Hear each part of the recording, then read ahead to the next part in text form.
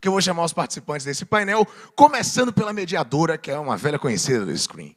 Gente, seguinte, ela é publicitária e gerente de inovação na Ace Cortex. Eu queria que vocês batessem muitas palmas para a gente receber Mel Oliveira aqui no Screen 2022. Vem a Melzinha. Mel, seu conteúdo tem o Mel, que beleza. Developer Advocate. Muito bem, na Chainlink Labs eu quero que vocês recebam Solange Guerros aqui no Screen. Seja bem-vinda, meu amor, deixa eu te ajudar. Ah, deu tudo certo. Venha. Ele é o orixá do salva-conta, já salvou a conta de vários blogueiros aqui da cidade, advogado do ramo digital e mais do que isso, né, um grande conhecido da cidade por salvar a conta de muitos influenciadores, especializado em direito digital, crimes virtuais e cibernéticos. Eu quero que vocês recebam com muita energia. Leonardo Brito tá na casa, seja bem-vindo ao Screen, meu irmão. Prazerzão te receber aqui, meu velho. Chamar o quarto participante, ele é consultor em comunicação, estratégia e inovação. Recebam com muita energia Cláudio Barroso no Screen, seja bem-vindo, Cláudio! Gente, boa tarde, é um prazer estar aqui. Muito obrigada ao Screen, muito obrigada à BMP pelo convite. E esse painel é muito interessante, o nome inovação corporativa, mas a gente chama de Corporate Innovation. É muito complicado, então vamos traduzir para a gente trazer para perto. E antes de eu me apresentar e a gente começar a falar, primeiro eu queria apresentar os meus colegas aqui. Então, Solange, por favor, quem é você, o que é que você faz?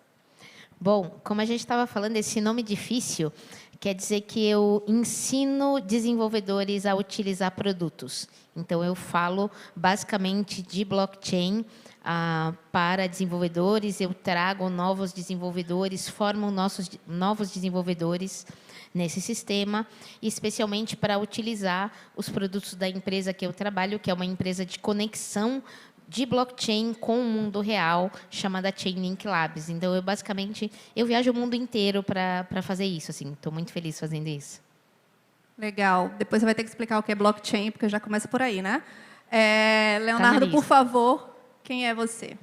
Então, boa tarde, pessoal. É prazer estar aqui com vocês hoje, falando um pouco sobre direito digital. Sou especialista em direito digital.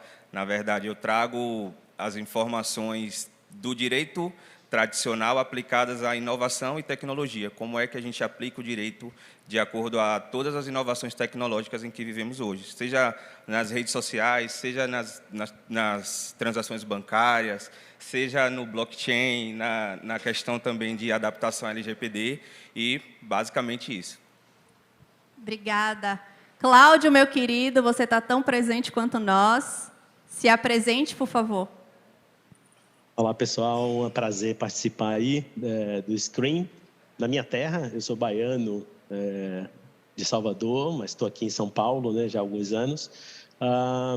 Aqui para o nosso papo, eu trabalho na formulação e execução de programas de inovação. Então, alguns dos programas de inovação, talvez alguns de vocês conheçam, por exemplo, o Habitat do Bradesco. Eu sou o designer ali de processos e conceitos desse espaço de inovação importante, né? Talvez hoje seja o maior ecossistema físico de inovação do Brasil.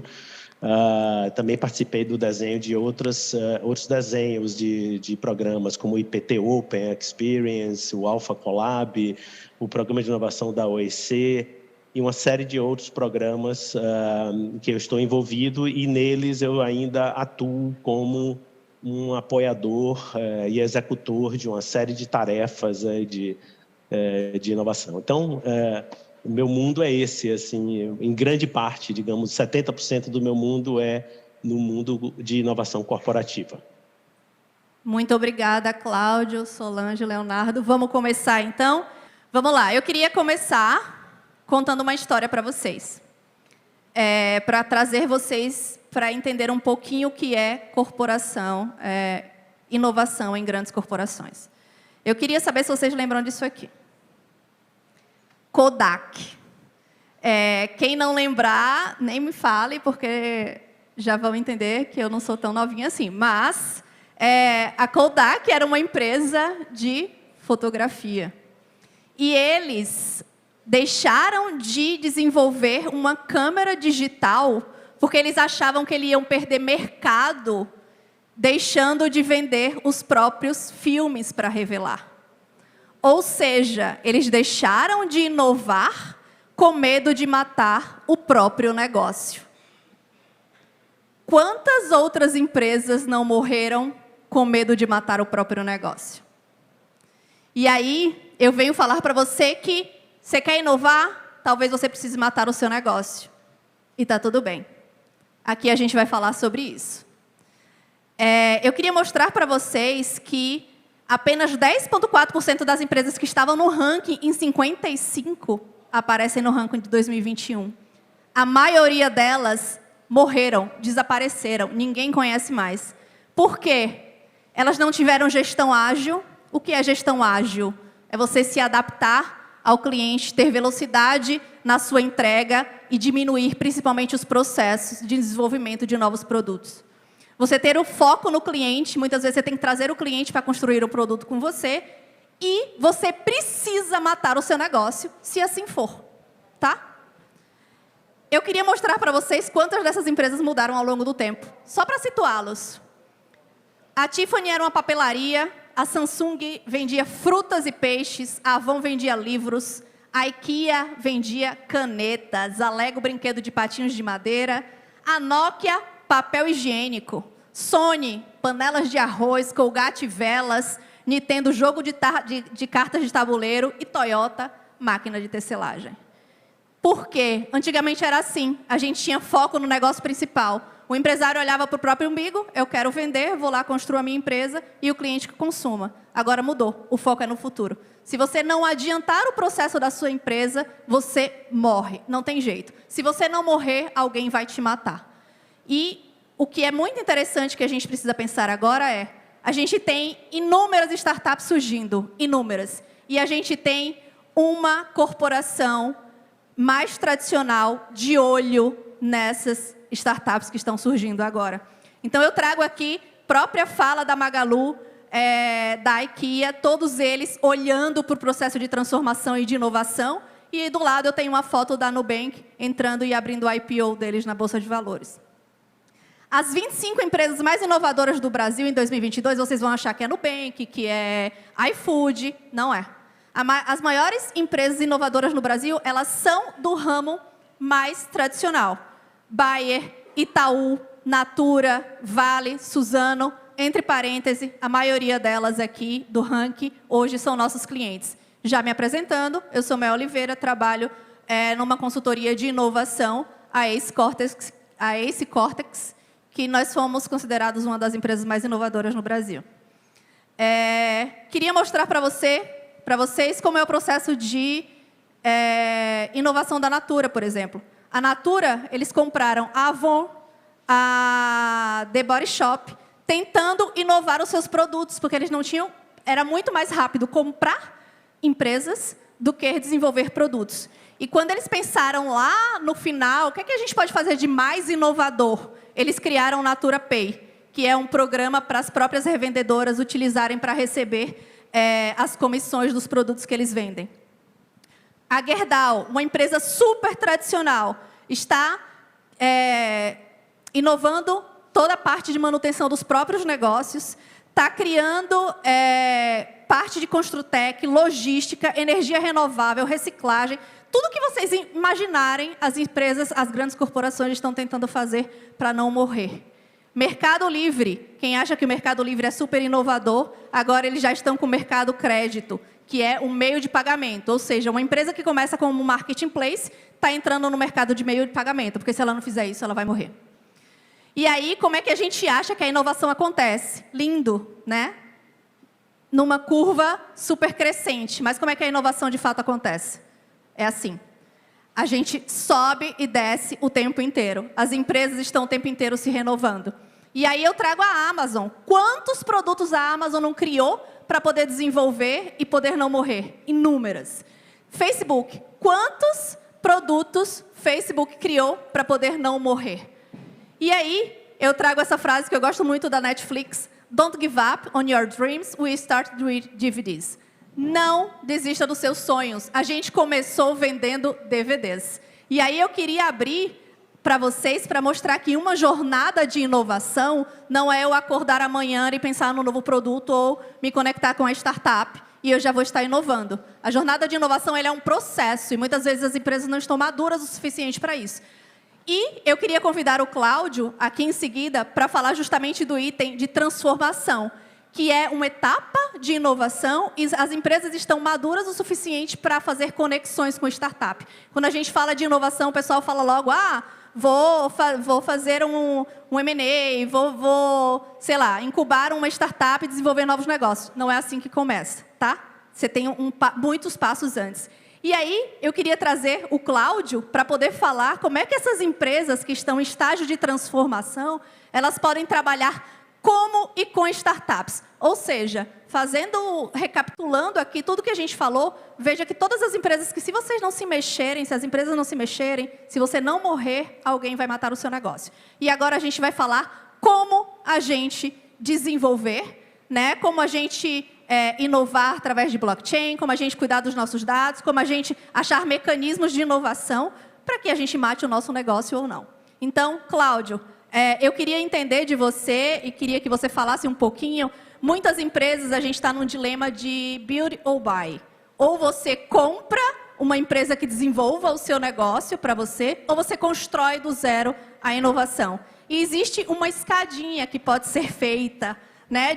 Existem diversos mecanismos e alavancas para uma corporação inovar. E a gente queria ouvir de você, quais são as possibilidades dessas corporações que a gente trouxe, né? Grandes corporações que parecem aquele elefante branco que para você inovar você tem que mexer toda uma cadeia produtiva. Como é que elas podem se desenvolver a partir de agora? Pode compartilhar seu material aí, que está bem rico. Bom, obrigado, pessoal. Mel, eu queria lhe pedir uma gentileza. Quando der assim, uns 7 minutos, você me avisa, tá? Combinado. Para eu conseguir seguir o tempo. Bom, pessoal, eu vou tentar trazer um pouquinho para vocês, digamos, uma visão de quem está dentro assim, desse mundo de inovação corporativa. Primeira coisa que eu queria falar é o seguinte, para você ter um ambiente geral inovador, que na verdade, assim, se a gente for espremer bem o conceito, inovação no sentido de criar algum tipo de vantagem competitiva, é o motor da transformação dos mercados, essencialmente, né? O rapaz vende uma pamonha, mas ele embala de um outro jeito, ou ele veicula de outro jeito, ele vai com um alto-falante pela rua vendendo de outro jeito, ele vai criando, desde que esse jeito agregue valor, que esse seja reconhecido com valor. Então, em última análise, inovar do ponto de vista corporativo é criar mudanças que tragam vantagens competitivas, tá? Para isso acontecer em grande escala, em um movimento, digamos, significativo, até regional, esses 5 elementos devem estar bastante bem satisfeitos, né? Não apenas razoavelmente, né? Você tem que ter gente para poder tocar esses projetos, tem que ter mercado para consumir, você tem que ter capital que corre risco, que investe num projeto que ainda não está pronto e que promete, mas pode falhar. A maioria das vezes falha. Você tem que ter conhecimento para fazer a coisa acontecer, tem que ter infraestrutura que às vezes ultrapassa a capacidade do próprio empreendedor, tá? Outra coisa que é muito importante para falar para vocês logo de cara, eu vou trabalhar aqui com conceitos assim bem simples da própria ideia de inovação corporativa. Vocês veem aí que eu botei 6 rotas, existem mais, mas essas são as 6 principais rotas de inovação das corporações, e vocês vão ver os 2 conceitos de inovação aberta e fechada já implícitos neles, né? Então, a primeira estratégia é a solução do próprio executor.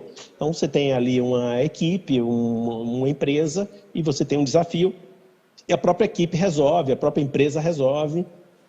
Às vezes, com baixo investimento, com inventividade, engenhosidade, você resolve o seu problema. Essa é uma rota muito utilizada, é do dia a dia, desde uma lanchonete até uma grande empresa com 100 mil funcionários. Isso acontece todos os dias praticamente. Essas inovações normalmente são fechadas, portanto, ele não está usando fornecedores de inovação ou ideias de fora, a não ser aquelas que a própria pessoa de dentro vê, né? Então está interno. Testes, experimentações internas e, ao mesmo tempo, normalmente essas inovações são incrementais, ou seja, elas não dão grandes saltos, mas elas são muito importantes para o negócio. Uma estratégia B é aquela que você consegue desenhar bem, identifica, faz uma espécie de desenho de requisitos ou um projeto e usa a própria força de trabalho corporativa. Por exemplo, utiliza a turma da TI para implementar uma nova ideia, um ganho incremental, uma coisa que inova. A Mel falou aí, por exemplo, de coisas que a Natura fez. Foram desenvolvidas internamente pela própria equipe de TI com alguns requisitos, provavelmente talvez aqui com um fornecedor de mão de obra para ajudar, mas foi um desenvolvimento interno ou os meios de pagamento de uma empresa de e-commerce, né, que entra por esse mundo. Normalmente eles executam com a própria força de trabalho corporativa. A estratégia C são normalmente a rota de alta direção. É para grande empresa, os projetos enormes, né? Sei lá, uma migração tecnológica de uma empresa importante, né? Sei lá, a compra de um grande software, uma solução de alto padrão, normalmente em grandes empresas. Eu estou falando disso, eu sei que isso talvez não seja o mundo de todos que estão aqui presentes nessa palestra, mas é muito o meu mundo, né? Assim, eu trabalho com clientes de maior porte, portanto, isso é muito comum nos grandes clientes, né? Projetos, os big projects, projetos caros, e normalmente eu também não trafego nesses projetos não, tá? Porque o meu mundo é de inovação aberta com startups, tá? Eu estou só mencionando que isso normalmente é de empresas maiores. Estratégia D é a oportunidade, né? Quer dizer, é o modelo startup. Esse é o modelo aberto, por definição. Você tem um ecossistema de startups, estabelece programas, e aí a coisa começa mesmo, né? Inovação corporativa aberta, aí você começa a ter que desenvolver teses de atração de investimento, como é que você vai fazer isso, montar equipe, que local você vai fazer, como é que você vai ganhar prestígio e diálogo com o ecossistema. É uma longa história que em 10 minutos não dá para contar, mas esse é um modelo muito utilizado. Depois você também pode desenvolver o próprio negócio de risco, né? Esse é o nome, né? Venture Building quer dizer construção de uma startup, digamos. Você tem uma ideia interna, mas você contata pessoas externas que podem fazer esse desenvolvimento de um modelo meio startup incubado ali por embaixo de uma organização, tá? Ou você pode contratar uma Venture Builder que vai desenvolver para você. E, por fim, o pequeno fornecedor criativo também é uma fonte de inovação.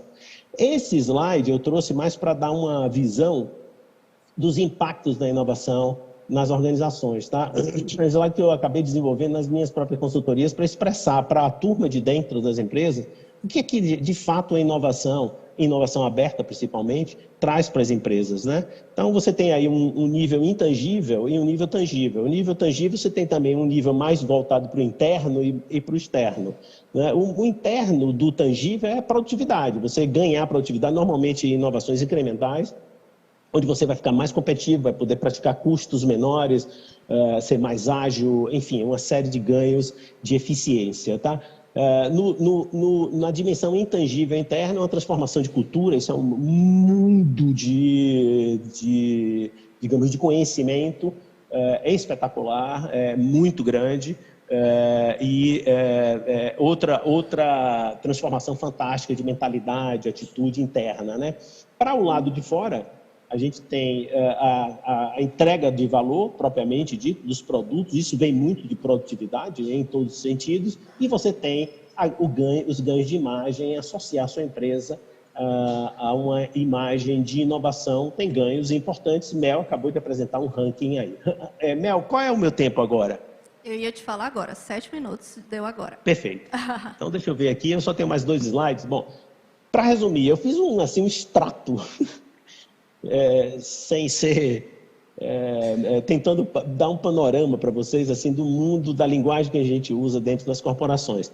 Essencialmente, para a inovação aberta, você tem, assim, digamos, 4 vertentes de abordagem com startups. Ou você pode oferecer mercado para a startup, ou seja, você consumir a inovação da startup. Tem uma startup e você consome ela. Tem uma série de regras que tem que ser atendidas, porque você não pode entregar uma startup para o setor de compras, né? O setor de compras, normalmente, das empresas é espartano, vai esmagar a startup, vai destruir a startup. Né? O setor de compra está acostumado a lidar com fornecedores robustos que aguentam o tranco das negociações. Para startups, a gente tem que ter uma política muito separada. Grande parte dessa minha fala hoje aqui, para dizer para vocês, é que inovação tem que ser estruturada, pensada e planejada. Não é algo que acontece por conta de uma centelha criativa. Dentro da corporação, é algo estruturado e pensado.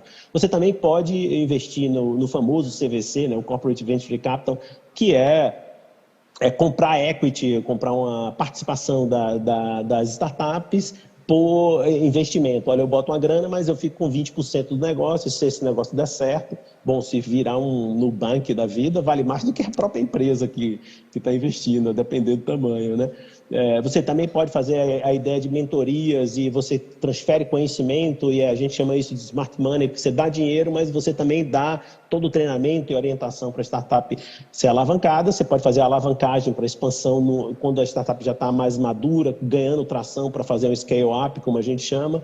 Você pode fazer financiamentos sem comprar equity, né? Você bota dinheiro e ganha seu dinheiro no empréstimo com uma taxa de risco, tem uma série de regras. Isso é praticado hoje. Por exemplo, o Banco Alfa, que eu ajudo, é um dos Venture Debt Investors do Brasil, né? O BTG e o Alfa são os dois. Tem recurso de giro que você pode emprestar, mas sempre com essa ideia de não comprar equity. E, por fim, os famosos M&A, né? Que são as aquisições, fusões e aquisições, onde você pega um negócio de startup e transforma no próprio negócio. Para concluir, só para dar um mapinha para vocês, quando a gente fala de tese de investimento, de teses dos programas, tem muito a ver com os estágios de maturidade das startups, né? Você pode ter coisas como um conceito até uma startup que está já decolando em grande escala, e os níveis de investimento e a complexidade dos negócios vis-à-vis as corporações, tanto elas consumindo inovação como elas investindo no negócio para ganhar junto com eles, existe toda uma escala e toda, digamos assim, um conjunto de conceitos bem estruturados para gerenciar esse mercado. Acho que está bom para a minha fala aí, não demorar mais e ouvir os colegas também. Muito obrigado. Obrigada, Cláudio. A gente vai te explorar ainda.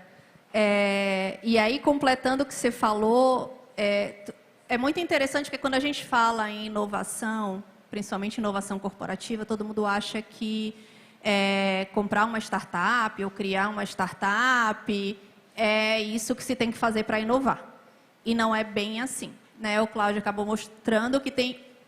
Eu mostrei que tem uma jornada, o Cláudio mostrou que existem diversas formas, mas ainda tem uma mentalidade que para se inovar a gente também precisa estar no metaverso, a gente precisa usar blockchain, a gente precisa sair do mundo real um pouquinho e exagerar um pouco, né? Criar produtos e processos que estão pouco palpáveis. E eu queria chamar você, Solange, para contar qual a maturidade de uma empresa, como é que ela... quais são as empresas que estão prontas para entrar num estágio mais avançado de inovação, quando a gente fala em Web 3.0, por exemplo, que é onde está o metaverso, onde está o blockchain, como é que isso está funcionando e qual a influência disso na inovação corporativa? Como é que as corporações... Aí, tudo bem que a gente trouxe exemplos de grandes corporações, mas se a gente estiver falando aqui com empresas menores, qualquer um hoje pode inovar numa Web 3.0, por exemplo? Bom, vamos lá. Antes de responder sua pergunta, eu vou contextualizar um pouco até do que a gente está falando, né? Como uma das ferramentas de inovação, então, que seria o blockchain. Então, é importante todo mundo saber o que é o blockchain. A gente está falando de uma cadeia de blocos, onde esses blocos eles têm uma ligação então com o bloco anterior e é uma ligação criptográfica para que não tenha alteração. Por exemplo, se você vai alterar um bloco que está lá atrás, você teria que alterar tudo o que aconteceu depois. E dentro desses blocos a gente pode ter diversas transações. Os 3 tipos que a gente fala são as transações de transferência de valor, e depois a gente tem as transações, então, de criação de smart contracts, que são programas de computador que são executados em blockchain, e a gente tem a própria interação aí com os próprios smart contracts. E eu gostaria dos slides de volta, tá? Que eles desapareceram. Isso, legal. Ah, tá bom, obrigada. E aí, basicamente, é isso que a gente chama de blockchain. Eu preciso falar o que é blockchain, porque para a gente falar de Web3 e até... Uma coisa que eu já queria falar logo de cara de metaverso, gente. Metaverso não necessariamente está em blockchain, tá? Quando o Facebook mudou para Meta, para dizer que ele é metaverso, não tem nada a ver com blockchain, tá? Então, assim, e aí a gente vai falar do que a gente chama de ser... realmente descentralizado e distribuído, tá? Porque isso a gente está falando até para chegar em um Web3, que é meu último slide, eu vou parar por aqui, eu vou voltar nesse ponto. Porque quando a gente fala do que é a primeira geração da internet, a gente está falando só da gente consumir dados, da gente ler coisas que estão online. Depois a gente vem para o que a gente chama de Web 2, que seria interagir através desse mundo online. Que é aí que está o Facebook, que está o Instagram, o WhatsApp. O WhatsApp tudo bem, é celular, mas a gente começa a ter esse tipo de interação. Mas, quando a gente está nessa interação, os nossos dados eles estão na mão dessas corporações que criaram essas redes. Então, elas são redes, mas a gente não pode dizer que elas são descentralizadas. E você também não pode falar que você é dono da sua informação lá dentro, porque não é. Se eles quiserem fechar sua conta, eles fecham. Se eles quiserem vender seus dados, a gente já viu que eles vendem. Que agora, depois o Leonardo vai me ajudar nisso, mas a gente sabe que esse é um dos grandes desafios. E aí sim, a gente chega num tipo novo, que é a descentralização completa, que o blockchain traz para a gente, que é o que a gente chama de Web 3. Então, você tem que pensar que o Web3 é a internet descentralizada, tá? Isso é o mais importante de tudo. E tem mais, eu costumo falar até que o Web3, ela traz a possibilidade da gente transacionar dinheiro pela internet. Então, quando a gente está na Web 1, na Web 2, você transaciona informação. Uma informação vai de um lugar para o outro, uma informação é publicada em um lugar e você vê em outro lugar. Quando a gente vem para a Web3, que aí a gente está falando, a Web3 ela é baseada em blockchain, então não é só a internet, são sistemas baseados na descentralização e na rede de dados de blocos de blockchain. Aí a gente está falando, por exemplo, do que a gente chama de internet de valor, onde eu posso, como usando a primeira criptomoeda criada, que é o Bitcoin, eu posso transferir valor, transferir Bitcoin daqui de Salvador lá para o Japão em 10 minutos, que seja, sem depender do horário bancário, sem depender de câmbio, sem depender de autorização de ninguém, só da minha carteira que eu vou fazer uma assinatura.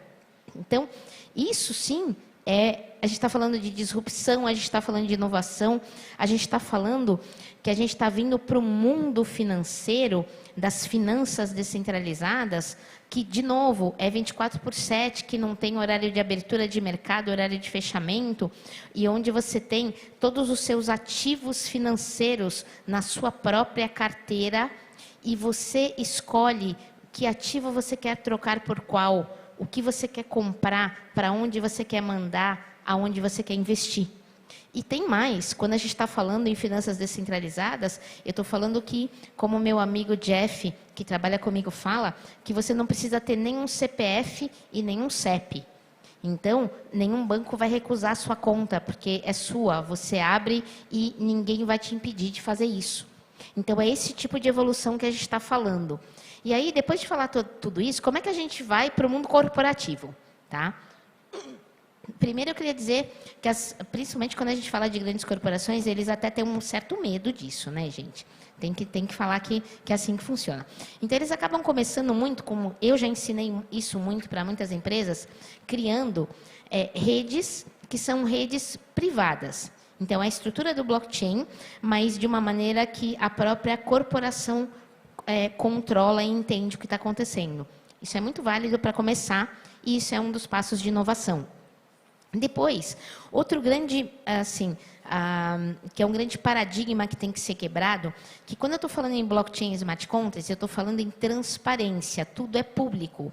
Então, o código-fonte do programa de computador que está lá, ele é público, qualquer um pode ver. Então, aquela coisa de que o outro cara vai copiar o meu e vai fazer melhor, ou você faz o seu e evolui o tempo inteiro, ou sim, se você parar no tempo, o outro vai e faz melhor, pode ter certeza.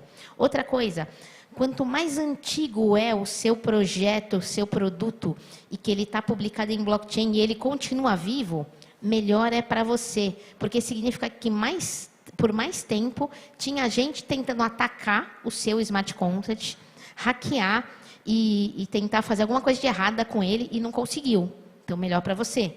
Então, mudam os conceitos. A gente vem para o mundo do que a gente fala de open source, de código aberto, onde você publicar o que você está fazendo faz com que outros colaborem com você, façam coisas melhores por um lado e você evolua por outro, por exemplo.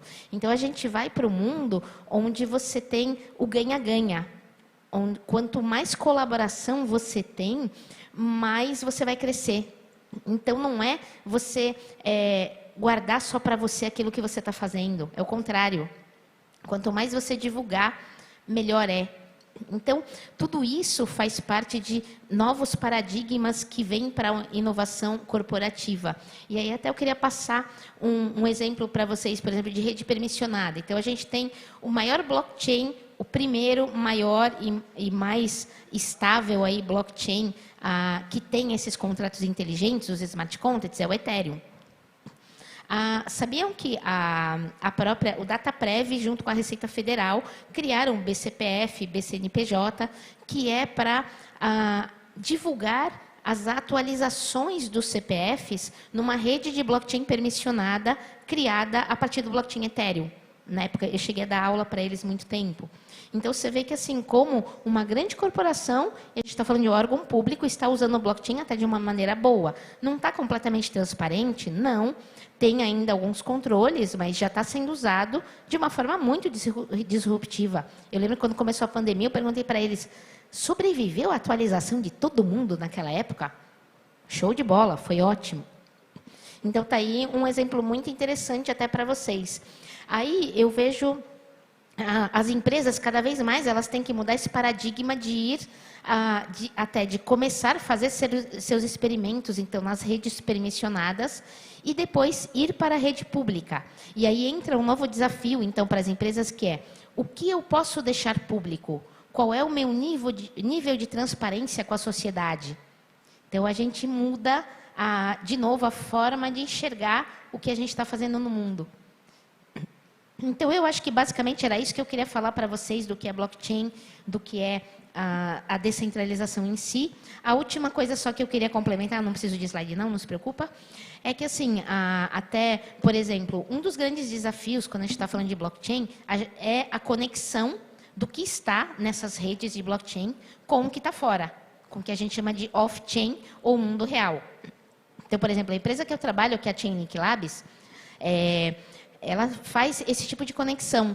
Então, ela cria redes descentralizadas, por exemplo, para você pegar uma cotação, não de um lugar centralizado, mas para você ter o preço de 20 lugares diferentes e ter uma média que seja validada por fontes que são auditadas, por exemplo, que seja. Então, a gente tem a auditoria até de reservas de ouro, auditoria de reservas de dólar e que estão representados on-chain, por exemplo. Então, isso é geração de números aleatórios. Se você faz isso diretamente on-chain, no blockchain, a gente está falando que você teve que publicar a regra para gerar o número. Lembra da transparência? Aí alguém pode ir lá e antecipar esse número e tentar manipular isso. Então, por isso que ter uma rede externa, por exemplo, faz diferença. Outra particularidade dos smart contracts é que eles não chamam o mundo externo. O mundo externo é que tem que chamar. Então, você ter uma rede que automatize essas chamadas de smart contracts é outra coisa que, por exemplo, é um desafio que empresas como a Chainlink estão fazendo para a conexão de smart contract com o mundo real. Saber, por exemplo, previsão de tempo, o pagamento de um seguro de uma colheita que foi perdida por causa da chuva. Tudo isso pode fazer essa conexão, por exemplo. Então, está aí alguns exemplos, até que eu queria passar para vocês com exemplos práticos também, né, de conexão, para daí a gente passar, então, para o Leonardo, para ele falar aí mais dos desafios disso no mundo jurídico. Léo, para a gente inovar, a gente tem que seguir inúmeras regras, inúmeras. Né? A gente falou aqui que a gente tem possibilidades de inovação tanto com ferramentas, blockchain e diversas outras ferramentas. A gente tem jornadas, a gente tem empresas que morreram, mas a gente precisa se cuidar e cuidar dos nossos dados. Eu consigo inovar sem olhar para isso? Então, vou pegar um pouco do que você falou, parafraseando você. Eu acredito muito, eu me vi muito na sua fala quando você diz assim, para inovarmos, nós precisamos matar muitas vezes o nosso negócio, entendeu? Então, eu acho que é preciso que a gente perca essa crença limitante, que a gente pense realmente em se adaptar ao novo e se abrir ao novo, para que a gente consiga alavancar nosso negócio, seja a empresa, seja a sua profissão em si, seu nicho de atuação. E falando mais especificamente no direito digital, nós não conseguimos hoje gerir qualquer negócio sem estar aliado à Lei Geral de Proteção de Dados. Nós hoje precisamos, de verdade, tomar muito cuidado, precisamos seguir as regras que a LGPD impõe, sob pena de nos responsabilizarmos criminalmente e civilmente. O porquê dessa necessidade, né? Por que foi criada a LGPD? Por que as pessoas, as empresas precisam se adaptar, precisam seguir essa regra? Vamos pegar um exemplo aqui que eu acredito que muitos de vocês, alguns de vocês já podem ter passado por isso. Se não passaram, acredito que conhece alguém que já passou. Uma pessoa, por exemplo, recebe uma ligação, uma notificação de uma negativação indevida, de algo que você nunca consumiu, que você nunca contratou, ou um empréstimo que você nunca pediu. Por que isso ocorre? Muitas vezes, como a colega que falou, esses dados são vendidos. Existem as chamadas milícias digitais, que essas milícias digitais pagam valores milionários por esses dados, já com o intuito de aplicar golpes, de praticar fraudes mesmo, e levantar valores em cima daquelas pessoas que muitas das vezes nem sabem que seus dados estão sendo utilizados para determinadas situações. E voltando a falar um pouco de inovação também, vou puxar um pouco aqui para meu nicho de atuação. Eu atuava muito na advocacia tradicionalista, né, aquela advocacia raiz. E chegou um momento que eu não estava satisfeito com a advocacia tradicional. Eu queria algo diferente, eu queria algo assim. Falei, poxa, nós fazemos uma ação hoje, um processo dura em média 3, 4, 5 anos, para só lá na frente a gente ter um resultado. Eu preciso encontrar dentro do direito algo inovador, entendeu? E aí foi logo no início da pandemia, passei a estudar mais sobre direito digital, buscar informações. Hoje todos nós passamos a maior parte do tempo com o celular na mão, consumindo conteúdo de internet. E ali na internet, no momento que estamos ali navegando, acontecem diversas relações. Nós ali fazemos transações bancárias, interagimos com outras pessoas. E naquele mundo virtual existe regra, existe também, da mesma forma que nós temos que nos respeitar no ambiente físico, nós também temos que respeitar as tratativas que são efetuadas no ambiente virtual. Então, passando a estudar um pouco mais sobre isso, eu falei, não, vou matar meu negócio, né? Que eu era o advogado tradicional e passei a me especializar no direito digital e a cuidar desses conflitos advindos na internet, seja conflitos referentes a, por exemplo, crimes contra a honra, seja conflitos referentes a golpes do Pix, a pessoas que hackeiam a conta de outra, o WhatsApp de outra e começam a aplicar golpes. E, no geral, comecei a tratar a respeito das demandas advindas do ambiente virtual em si. Com relação à LGPD, eu faço um alerta que quem não fez a adaptação, quem está aqui, que é empresário, que tem seu negócio, quem não fez sua adaptação, busque fazer, porque, embora exista uma previsão legal de aplicação de multa dentro da LGPD, até então estas multas não estavam sendo aplicadas. Por que não estavam sendo aplicadas? Porque seria necessária a criação de uma lei complementar para criar base de cálculo para a aplicação desta multa. Porém, esta lei complementar já está em fase final, né, de aprovação, e as multas começarão a ser aplicadas. Podemos falar também, sim, e hoje eu tive conhecimento que um dado meu foi vazado e que existem pessoas utilizando o meu nome para aplicar golpes. Né? O que é que eu posso fazer? A empresa pode ser responsabilizada? Quem é que eu vou recorrer? Primeiro passo, se você tem conhecimento que seus dados foram vazados, que tem alguém utilizando seus dados para a prática de golpes, para a contratação indevida de financiamentos, de empréstimos, registre uma ocorrência. Aqui em Salvador nós temos uma delegacia voltada para crimes virtuais. Registre a ocorrência. Se você sabe onde foi feita essa compra, acione essa empresa, acione o banco que for, a empresa que for, e a empresa pode ser responsabilizada tanto através de um ato praticado pela pessoa que foi lesada, como também pela Agência Nacional de Proteção de Dados, que vai atuar aquela empresa, vai realmente verificar todas as informações de que aquela empresa deveria ter se adequado, deveria ter buscado os meios legais cabíveis para evitar que os consumidores tivessem um dano, e não o fez. Então, é bastante importante que se fiquem atentos a isso. O Dinho falou ali que eu sou o orixá do... O orixá do salva-conta. Ele falou isso por quê? Porque no início da minha atuação no direito digital, eu comecei a trabalhar, e até hoje trabalho, com diversos influenciadores, que esses influenciadores têm, em alguns momentos, as contas derrubadas na internet, contas no Instagram ou contas no WhatsApp em si. E hoje as pessoas assim, e parte das pessoas e empresas, e até o judiciário em si, não enxergam o influenciador digital como parte importante do negócio. Não enxerga o influenciador digital como uma peça-chave para alavancar seus negócios.